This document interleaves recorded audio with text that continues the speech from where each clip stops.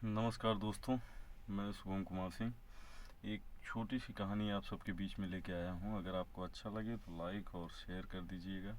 और विनम्र निवेदन है आपसे, बहुत इतने बड़े कोई है नहीं, लेकिन आप चाहेंगे तो हो जाएंगे। देखिए, एक राजा था, एक रानी थी। कहानी हम अपने दादा द्वारा सुने थे, वो आपको बता रहे। एक राज्य में एक राजा और एक रानी, उनके 7 बच्चे थे। राजा बहुत दानी था, बहुत भक्ति भाव वाला व्यक्ति था। वह प्रतिदिन सुबह एक उजरी सोना ले जाके गंगा मैया को दान करता था।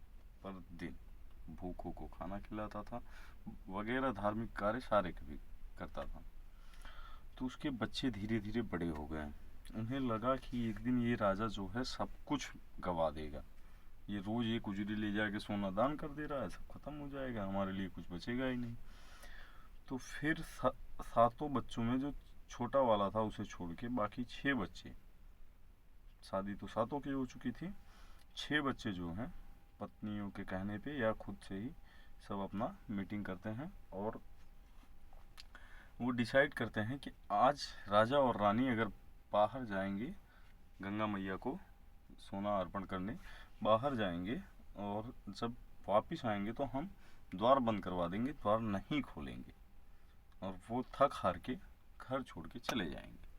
तो ये उनका डिसाइड होता है और उसके बाद राजा और रानी प्रतिदिन की तरह वह सुबह उठकर अपना गंगा मैया को जो है एक उजरी सोना लेते हैं, जाते हैं अर्पण करते हैं। अर्पण करके वापस घर आते हैं जब, तो देखते हैं कि दरवाज़ा बंद हो गया है। खूब 1-2 दिन वहाँ वेट करते हैं, खूब पीटते हैं, बुलाते हैं, पुकारते हैं, कोई नहीं सुनता। छोटा वाला उनमें से बहुत विनती करता है कि नहीं खोल दीजिए, माँ बाप कहाँ जाएंगे। तो कहते हैं साले तुमको भी बाहर भेज देंगे अगर तुम उनके साथ दोगे तो मजबूर था छोटा वाला भी, जो है शांत हो गया। अब जो है राजा रानी समझ चुके थे सारी कहानी, वो वहाँ से निकल गए। जाते जाते उन्हें एक जंगल पड़ा। जंगल में आंवले की, मतलब आंवले का जंगल था। आंवला जो होता है वो उसका जंगल था। तो राजा को बहुत भूख लगी थी, वही आंवला खाए, पानी पिए। और रानी ने कहा कि अगर इसे कुछ बेच के, आंवले का बहुत बड़ा बगीचा था और उसमें से कुछ आंवले बीने, कहें इन्हें बेच के कुछ धन अर्जित करके कुछ राशन लेके आते तो आज खाने होने का कुछ हो जाता। तो राजा रानी की बात मान करके आंवला लेके चला गया बाजार में नज़दीकी, वहाँ बेचा और बेच के जो कुछ धन अर्जित हुए उससे अपना खाना बनाया, खाया और जो बचे हुए पैसे थे जाके गंगा मैया में अर्पण कर दिया। वो प्रतिदिन की उनकी क्रिया हो गई कि सुबह उठे, आंवला बीने, बाजार जाएं, बेचे और जो धन बचे अर्जित करते।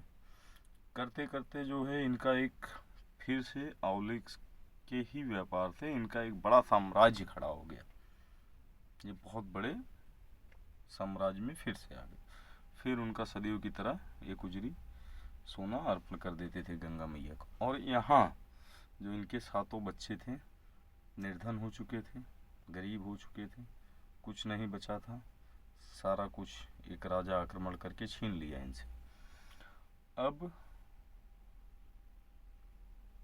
ये काम की तलाश में निकले, कुछ दूर चले तो यही जो राजा रानी को ये लोग घर से निकाले थे इनका महल आया।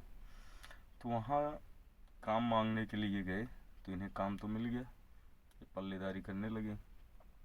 अब ये हुआ कि हमारी पत्नियां भी काम करने लगे, कुछ और धन अर्जित हो जाएगा।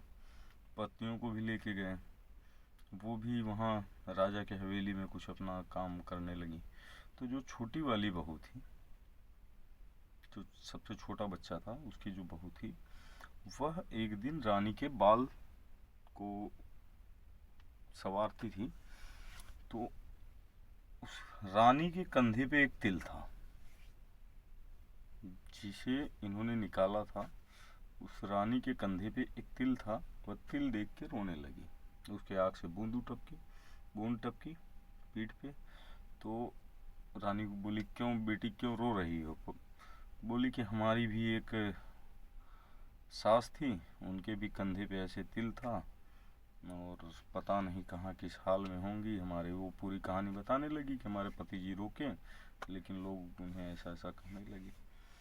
तो अब तो इन्हें पता चल गया कि हमारे ये सातों बेटे हैं, और तत्पश्चात छोटी बहू को अपना ली, छोटे बच्चे को जो है अपना वारिस बना दिए, और बाकी 6 बेटे वहीं मजदूरी करते रहे। तो ये कहानी हमारे दादाजी सिखाए कहते थे, वो और अच्छे तरीके से कहते थे। तो हम किसे बताएं, तो हम सोचे सोशल मीडिया के माध्यम से आपको ही सुनाएं। तो अगर कहानी अच्छी लगी हो तो लाइक और शेयर ज़रूर करिए। और इस कहानी का सबसे बड़ा सबक ये है कि दान धर्म करने से आपका कभी कुछ भी घटने वाला नहीं है, और जैसी करनी है आपकी उसका भोग दंड यहीं मिलने वाला है। तो जय श्री राम। लाइक और शेयर ज़रूर कर दीजिएगा। धन्यवाद।